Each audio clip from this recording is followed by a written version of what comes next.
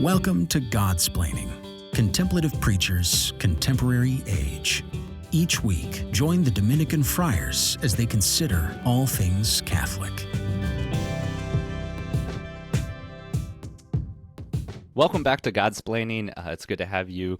I'm Father Joseph Anthony Kress, and we're excited to have you on this have you listening to this episode. I am joined by Father Patrick Briscoe, who has made his way down the eastern seaboard. Father Patrick, how are things going for you? After competing in the 4th of July race down I-95, I have successfully arrived at the Dominican House of Studies. Yeah, which is great. So I'm here in my new dwelling place, my abode, my workspace. So it's fantastic. So my new work, as some of our listeners know, is I'm full-time with Aleteia, the Catholic News and Spirituality website. So please, that's aleteia.org, Aleteia. Go on it, click on everything. You don't have to read it. You just have to click on it. That'd be great. Yeah. Leave it open on your browser, so that it looks like you're spending a long time in the article. But I really love Aleteia. I think that it's a great publication. We've got an incredible team, and I'm really excited to throw myself into it. So, so the move down to the House of Studies was so that I could really just step into that work, and be accessible to our team. So.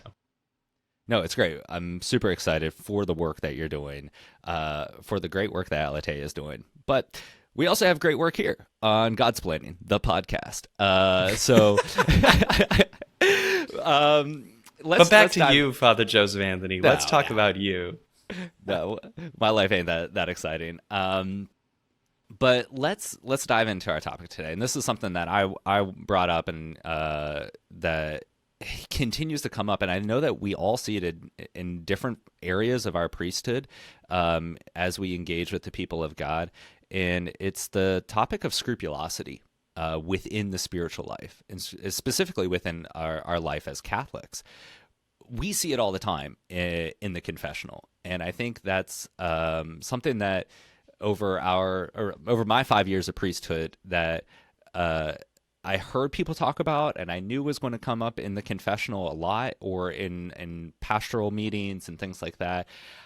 I guess I didn't realize how common it was and how large of a burden it is for people. I mean, the people of God are really suffering and carrying heavy crosses when they struggle with scrupulosity, not scrubble with scrupulosity. I think scrupulosity is like a pastry, maybe, which that would be an interesting one. But when they struggle with scrupulosity, so I want to take us kind of through a little bit of a deep dive on scrupulosity and look at it and kind of talk about what it is and how it affects people's spiritual life, but also then to see how can we support each other? How do we help, especially the people of God, work through their own scruples? So, as we dig into it, I think the first thing that we have to talk about is what is scrupulosity. And especially in the spiritual life and the moral life, we look at scrupulosity, and the primary way it shows up is this kind of inability for a person to distinguish from mortal sins and venial sins. And that's where that kind of fine line really tends to weigh people down. So it's that inability to distinguish from mortal sins and venial sins. And I think that kind of helps, how do we distinguish those things? How do we draw that distinction between mortal and venial then? Yeah, I think that's exactly right. So we could say more broadly, right? Scrupulosity it's a form of OCD, of obsessive compulsive disorder. And so people that have it are tormented by things that the rest of us aren't. I go to bed with a clean conscience, which is a grace of God, not because I'm angelic, but because I can sleep well. So, but scrupulosity is a form, except the nights where I face existential dread all night and just lie awake waiting for morning, like Father Gregory. But scrupulosity is just being consumed by this spiritual anxiety, right, of constantly feeling guilty for religious or moral failure. And it's a kind of specter that haunts our Catholic tradition, right? Like we talk about Catholic guilt, and I think that sense of of who we are as Catholics and what it means is part of what's in the background of grappling with scrupulosity. But I think you're right, Father Joseph Anthony, when you say, like, if we start talking about what scrupulosity is, we have to recognize, like everything else, right? There are degrees. There's clinical OCD, scrupulosity, which is so great that the sufferer can barely function. And then there's someone that just kind of struggles from time to time identifying their sins, who maybe needs to form their conscience a little bit better. And so that's where your distinction, I think, is key. And I think you're absolutely right to say, yeah, the place to start when we're talking about scrupulosity is to say, well, listen, this kind of torment, this anxiety, this suffering that people have comes up many times because people are not able to distinguish that which is grave, the kind of thing that separates us from God, the kind of thing that makes grace flee from our soul, and the kind of thing that is venial. So maybe you want to kick around just kind of the classical definition of a mortal sin. Yeah, and before we jump into that, like, I'm so appreciative that you threw out there the fact that, like, scrupulosity is a facet and a form of OCD, right? And that's something that we start to see kind of like how a person's psychology does affect their spiritual life. And how they hold on to certain things, or how they, and we'll kind of dive into this a little later, but how they kind of mistrust their ability to make judgments then. And so when they do that, they all automatically jump to the extreme. And then they're like, well, then everything is mortal sin. Everything is problematic, right? Mm-hmm. And so I'm really happy you brought that up, because like that's part of the thought process, that's part of the psychology that's going on here, that manifests itself with spiritual terms and spiritual words and in spiritual ways, but it's a facet of kind of a psychological struggle that they're going through, right? And so as we start to make that distinction, right, with mortal sins in the classical, like, trifecta of mortal sins, right? You have the action itself has to be of grave matter, right? Itself has to be grave, worthy of seriousness. It has to have the full intellect involved, right? The full act of the intellect, knowing that this thing that is about to happen, I'm about to engage in, I'm about to do, is of a serious nature and grave matter. And then a full act of will. It has to be freely done, and the will has to be totally involved with the action itself being grave, the knowledge that it's grave, and then the full consent of the will. And we see then that becomes a very intentional human act against God, right? It's an intentional act to move away with full knowledge of the entirety of the person. Mortal sins, are not accidents, right? Yeah, that's right. I think that's like the best way to sum it up, right? Like, if it's an accident, doesn't count. But like, you have to, if you're truly, genuinely, in your heart of hearts, ignorant of something, okay, there's no guilt there. There's no culpability. You're not responsible, because you don't, as Father Joseph Anthony was saying, have the full assent of intellect. Or similarly, if your mommy makes you do it, or my brother made me do it, as my sisters would often claim with some veracity from time to time. But if you have not freely chosen, if there's some kind of situational circumstance, you're being held up, someone puts a gun to your head and says you must do this thing. Well, you're not making a free choice there, right? Yeah. So you have to assent with your mind. You have to know what the stakes are clearly, and you have to choose it freely. And I think those are the two biggest things that people face, right? We have a sense of grave matter. Well, why don't you say a couple more words about that, like grave matter? What constitutes the seriousness of a mortal sin? Yeah, I mean, it has to be kind of a direct offense against the love of God, or the love of neighbor, like, right, directly. I think there's a lot of times that, and that has to, like, kind of then be taken and put into reality and actuality. there are times where even kind of interior thoughts and interior temptations. A lot of people with scrupulosity will struggle with that kind of also line of temptation and sin and things like that. But there has to be this like kind of movement to actualization and to actualize this thing. And so when we look at grave matter, there's definitely the age-old way to do an examination of conscience is just looking at the Ten Commandments. The commandments of our Lord that he has given us on how to act in this way. And that is showing us how to interact with God and how to interact with each other. And that is almost kind of the pure foundation of through which the rest of our lives are built. But then as we use that as an act of or examination of conscience, right? These are the most important. These are the most grave. These are the most serious ways to engage with God and with each other.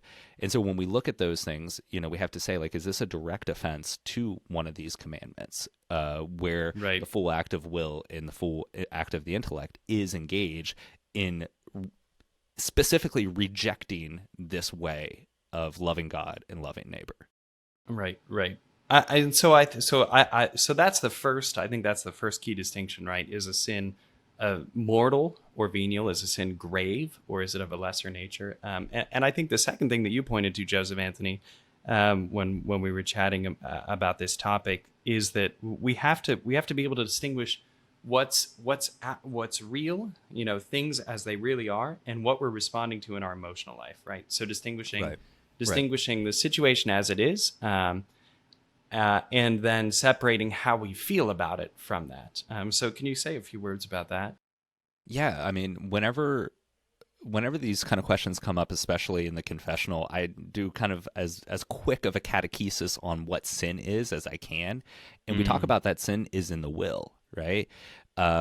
It's this disobedience against love of God and love of neighbor. But one of the things that come up in that is that, well, sins are not temptations, but also sins are not passions or emotions or attractions or feelings. Like, those things can be at times road signs along the way to help direct us, but it's our will that directs our passions and our emotions. And so there are times where we have this extreme pressure of guilt for something bad in our life, whether we've caused that or maybe somebody has caused that in our life, but we kind of mistranslate the feelings of negativity, of the feelings of guilt as, well, then that must be highlighting the fact that there's something bad about me, and that then I'm responsible for that. So this like negative emotion of guilt, no matter how strong or intense it is, does not necessarily translate to the presence of mortal sin. And for a lot of people that do struggle with scrupulosity, they do carry this very heavy negative emotions about, past issues or present issues, or maybe fear of not being good enough. And all of these things kind of play in, and they say, well, because when sin entered humanity, it kind of disorients us and turns us, as Fulton J. Sheen says, into the upside down man. And now passions and emotions have the foundation, and they overwhelm the will. And then the will says, well, this has to be the reality. And so it's telling the intellect now, this is real, because this is the only thing you can depend upon are these passions and emotions. So when those passions and emotions are super negative and guilt-ridden, then it's trying to kind of mistranslate to the intellect, well, the reality is that's because you have sinned. If the guilt wasn't as proportioned intense, if it was a lesser intensity, then it's obviously not a lesser sin. But the guilt you feel is so high, then it must be equated to mortal sin, and that's not the reality. Right. I think that another kind of connected aspect of this, particularly with respect to the emotional state, is that once people begin to root out mortal sin in their lives, they don't know where to go in the spiritual life. Right? So if you're a beginner in the spiritual life, you start to rid yourself of a habitual grave sin, Well, it's actually God's grace that rids you of this habitual grave sin, right? That's right. But once you begin to be healed from that, and you begin to be led along in the spiritual life, many people don't know where to go from there. They don't know what virtue looks like, or what it looks like to contemplate the higher things or the richer things. So they begin to dig down into what was, right, continuing to carry on emotions from past grave sins. They continue to look back to what was, or when they look forward into the future, they're forced to just conjure things, right? Because you're looking forward, you don't really know, it doesn't really exist yet, the future. So you start fearing things that have not yet come, and that affects the emotional way that you're viewing your current state. So if you begin to rid yourself, if God's grace is such that He leads you out of these habitual grave sins, where do you go next in the spiritual life? Well, a lot of people don't know, so they obsess about either what was, or with fear about what is to come. Mm-hmm. No, I mean, we should probably do full episodes on the 3 stages of the spiritual life, because it's important. But the fear of what is to come, I think we should take a break and then jump into the deep for the second part of this episode. So thank you for listening. Stay tuned, and we'll pick right up in a few seconds.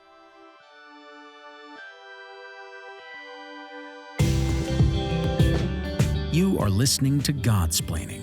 Visit us at godsplaining.org to listen to our episodes, shop our store, and donate to our podcast. All gifts go to improving the podcast and bringing the gospel to more listeners. Thanks for your support. Welcome back. Thank you for staying with us in continuing listening to this discussion and this kind of deep dive into the issues of scrupulosity. I'm Father Joseph Anthony Kress, joined with Father Patrick Briscoe here on the Godsplaining podcast. We kind of covered a little bit about what scrupulosity is, its elements, and its kind of interactions with the spiritual life, and its kind of wrestling in not making a clear distinction between mortal and venial sins and the kind of weight that carries, and the emotional weight that carries with that. As we kind of talked about towards the end of that episode, is I think it can have an effect on the future and what's coming, the fear that is coming down. And so a person who struggles, once they root kind of habitual mortal sins out of their life, have that struggle of saying, well, where to go now? Rolling it back just slightly now, somebody who does struggle with scrupulosity, I mean, if we have some listeners thinking like, yeah, that's me, well, what do I do now? Where do I go? Father Patrick, where's the first steps to kind of saying, like, once you kind of come to that admission, yeah, you know what, this is something I struggle with, where do they go? Yeah, that's right. So, again, like scrupulosity, it looks like this. It's having repetitive thoughts about having committed a sin, an excessive fear of having offended God, right?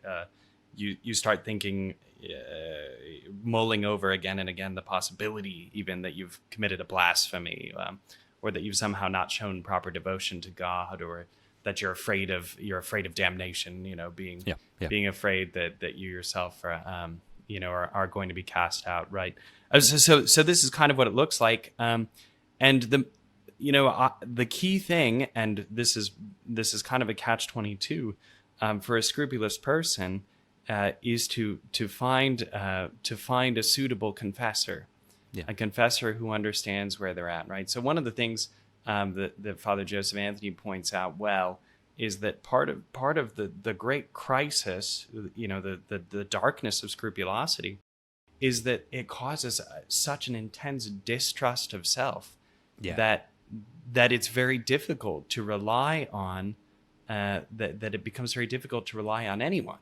And so the answer, though, for the scrupulous person is to have that third party person who is a kind of rock who can help them do battle with all of these feelings of insecurity about their own self and about their own situation and state in life. So I think that's kind of where I think it's kind of where we're at. And a confessor who understands scrupulosity well, and who understands the place of the penitent, can be that anchor that draws a person out of that suffering, that being trapped, inside of oneself. So I think the confessional is very important. And I would encourage people that when you do step in the confessional, if you struggle with scrupulosity, call it out. Say, bless me, Father, for I've sinned. It's been, 4 weeks since my last confession. Typically, those who struggle with scrupulosity are not 4-week confessors. They're a little more frequent than that. But just call it out right out of the gate. Hey, Father, I struggle with scrupulosity. Just so that he knows, and that he knows you're aware of that. And that's right. It's really, really helpful, because it's taking these things that are typically in the depths and the shadows of our psyches and our souls, and drawing them out into the light of Christ. And so something very simple is just kind of making that explicit. Hey, Father, I struggle with scrupulosity. Then he knows and he can actually be more active in helping the mercy of God and the grace of God to come into that.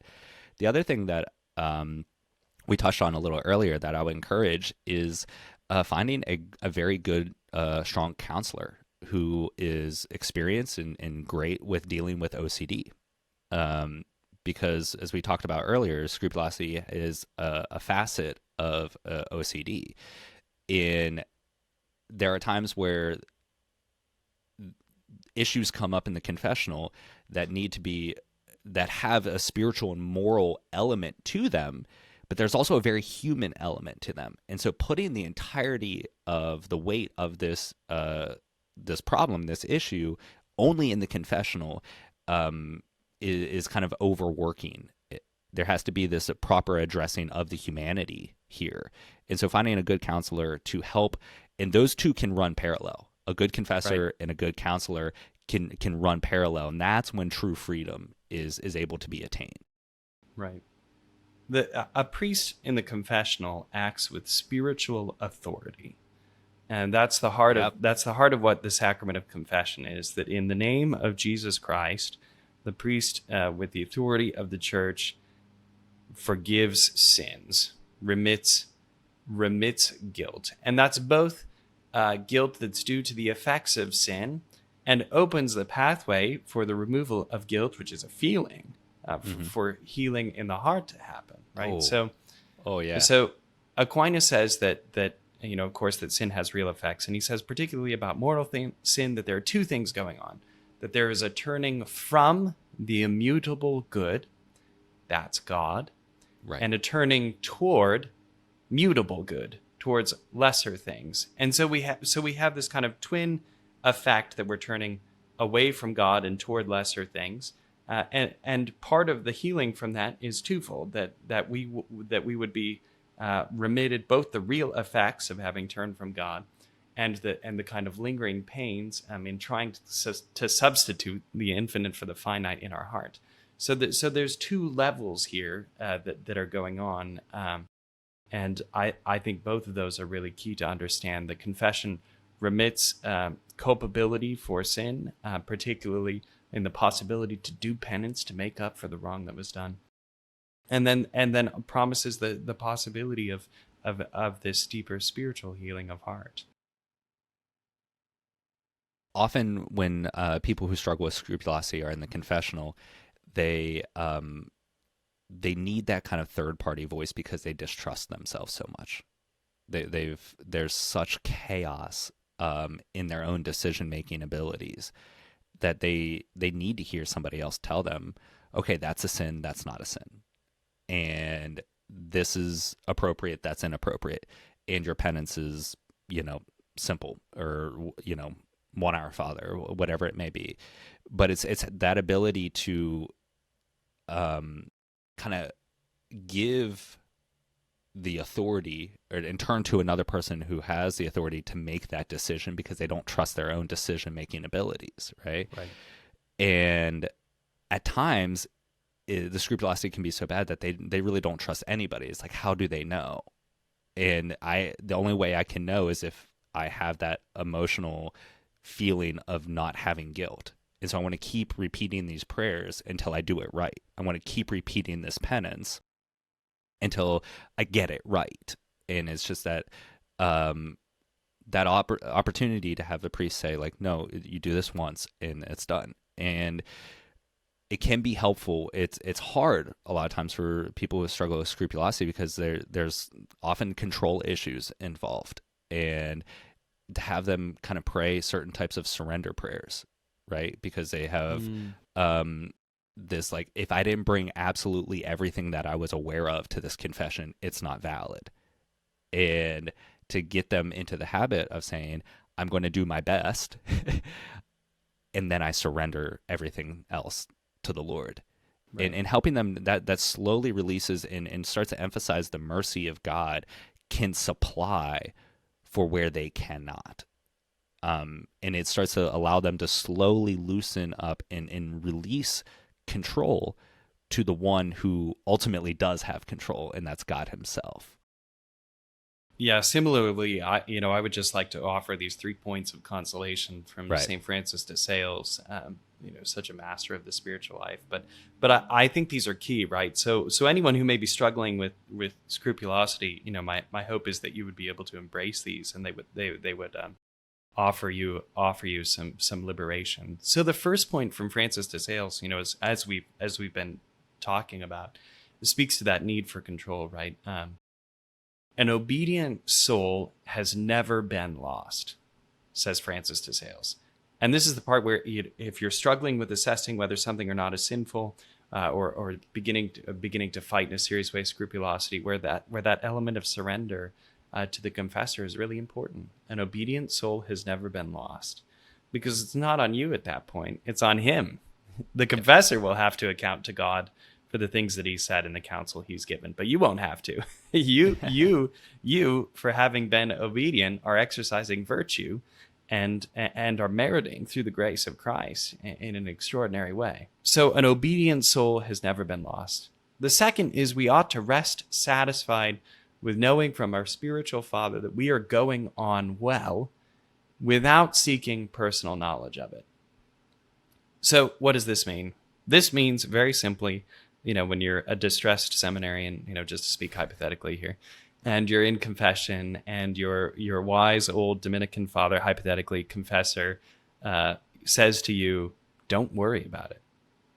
You just got to keep going. You have to take that to heart and trust that his experience in the spiritual life, because he is a spiritual master, because he is, will help and guide you despite your own lack of personal knowledge.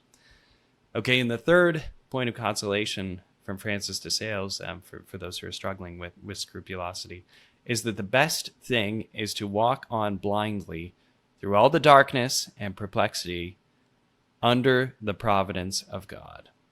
So part of this act of surrender is just trusting in God's providence to arrange all things sweetly, and in God's control of these affairs, even our own spiritual lives.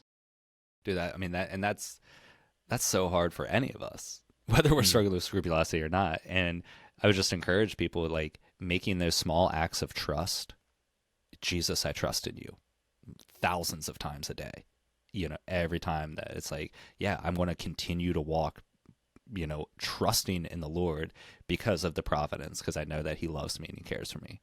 And so here we go again. Jesus, I trust in you. Jesus, I trust in you. Like that's such a beautiful encouragement, though, that, like, through the darkness, through the chaos, that reminding yourself that the Lord has us in his care. Amen.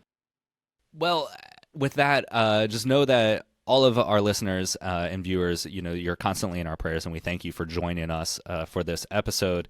And we want to especially thank our supporters on Patreon. They allow us to continue to engage in and talk about these issues and share the fruits of our contemplation with all of you. So a tremendous thank you to all of our supporters on Patreon. We want to encourage you guys to check out our website, godsplaining.org. Check out the new merch. They're always getting new merch up there. Buy some stickers, buy some sweatshirts. It's all there for you. It's the good stuff. If you want to look fresh, slap those on your laptop when you go into the library and stuff, and people will ask you questions because it looks great. Then the last thing is we have a new announcement. You may have heard it and seen it on our social media platforms, but we have a pilgrimage coming up next May 23rd through June 6th. It is the Camino, so the famous Catholic pilgrimage through Spain. You can join Godsplaining friars on a pilgrimage in the Camino next spring into summer for that. So thank you for all listening. You are in our prayers. God bless you. Thanks for listening to Godsplaining, a work of the Dominican friars of the province of St. Joseph. Follow us on Facebook, Twitter, and Instagram. Leave a review on your podcast app. And visit us at godsplaining.org.